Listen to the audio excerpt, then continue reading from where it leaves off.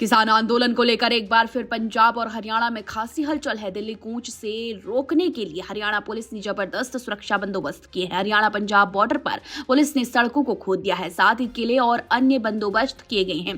फिलहाल हरियाणा के 15 जिलों में धारा 144 लगी है। इसी तरह 7 जिलों में इंटरनेट सेवा को बंद कर दिया गया है। राजधानी चंडीगढ़ में 60 दिन के लिए धारा 144 है।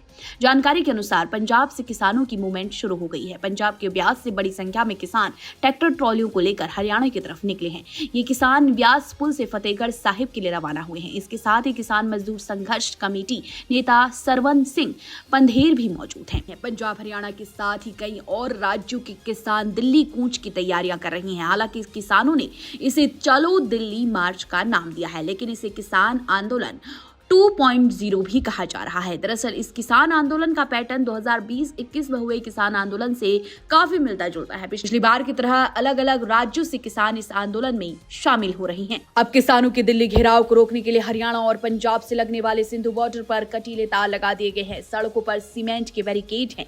दिल्ली में गाजीपुर, टिकरी और सिंधु बॉर्डर पर भी दिल्ली पुलिस इतिहास के तौर पर तैयारियां कर रही है ताकि किसानों को दिल्ली में प्रवेश करने से रोका जा सके। और गाजीपुर बॉर्डर पर पुलिस की गाड़ियां और बैरिकेड खड़े कर दिए गए हैं। सीसीटीवी और लाउड स्पीकर भी लगाए जा रहे हैं। पुलिस प्रशासन को डर है कहीं पश्चिम उत्तर प्रदेश के दूसरे संगठन भी इसमें शामिल ना हो जाए। अगर ऐसा होता है तो संभव है दिल्ली मेरठ राजमार्ग भी बाधित हो सकता है। को बता दें, इस बार किसान अपने साथ ट्रैक्टर ट्रॉली और राशन भी लेकर आए हैं। यानी कि पिछली बार की तरह इस बार भी किसानों का प्लान लंबे समय तक दिल्ली के अलग अलग बॉर्डरों पर धरना देना है। आपको बताते हैं कि इस बार इन किसानों की मांग आखिर क्या है। पहली मांग है किसानों की सबसे खास मांग न्यूनतम समर्थन मूल्य MSP के लिए कानून बनाना। दूसरी, किसान स्वामीनाथन आयोग की सिफारिशों को लागू करने की मांग भी कर रही हैं। तीसरा, आंदोलन में शामिल किसान कृषि ऋण माफ करने की मांग कर रही हैं। किसान लखीमपुर खीरी हिंसा के पीड़ितों को न्याय दिलाने की भी मांग करते हैं। पांचवी है भारत को WTO से बाहर निकाला जाए। कृषि वस्तु, दूध उत्पादों, फलों, सब्जियों और मांस पर आयात शुल्क कम करने के लिए भत्ता बढ़ाया जाए।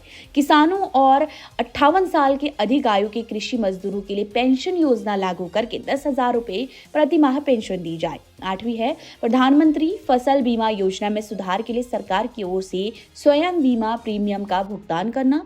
सभी फसलों को योजना का हिस्सा बनाना और नुकसान का आकलन करते समय खेत एकड़ को 1 इकाई के रूप में मानकर नुकसान का आकलन करना। भूमि अधिग्रहण अधिनियम 2023 को उसी तरीके से लागू किया जाना चाहिए और भूमि अधिग्रहण के संबंध में केंद्र सरकार की ओर से राज्यों को दिए गए निर्देशों को रद्द किया जाना चाहिए। और 10वीं मांग है कीटनाशक और बीज और उर्वरक अधिनियम में संशोधन करके कपास सहित सभी फसलों के बीजों की गुणवत्ता में सुधार किया जाए। अब आपको बता दें कि 16 फरवरी को राष्ट्रव्यापी भारत बंद का आह्वान किसानों ने किया है, जिसमें तमाम किसान और मजदूर पूरे दिन हड़ताल और काम बंद करेंगे। दोपहर 12 बजे से लेकर शाम 4 बजे तक देश के सभी राष्ट्रीय राजमार्गों का घेराव किया जाएगा और हाईवे बंद कर दिए जाएंगे। ऑल इंडिया किसान सभा का कहना है कि सरकार ने स्वामीनाथन को भारत रत्न दे दिया, लेकिन उनकी सिफारिश नहीं मानी है। अब देखना यह है कि किसानों का यह आंदोलन आखिर क्या रंग लाता है और वो दिल्ली कूच कर पाते हैं या नहीं।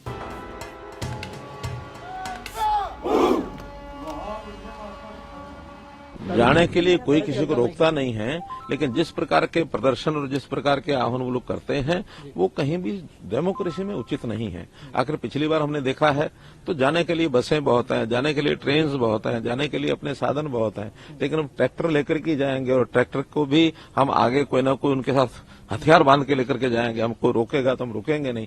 लॉ एंड ऑर्डर की स्थिति को मेंटेन करने के लिए व्यवस्थाएं करनी पड़ती हैं और इसलिए जैसा हमारा पिछला अनुभव है आपको पता ही है, इस प्रकार का काम, किसी प्रकार का प्रदर्शन डेमोक्रेसी में जो तय मानक है उसके हिसाब से करना चाहिए, जो तय मानक नहीं है उसके हिसाब से नहीं।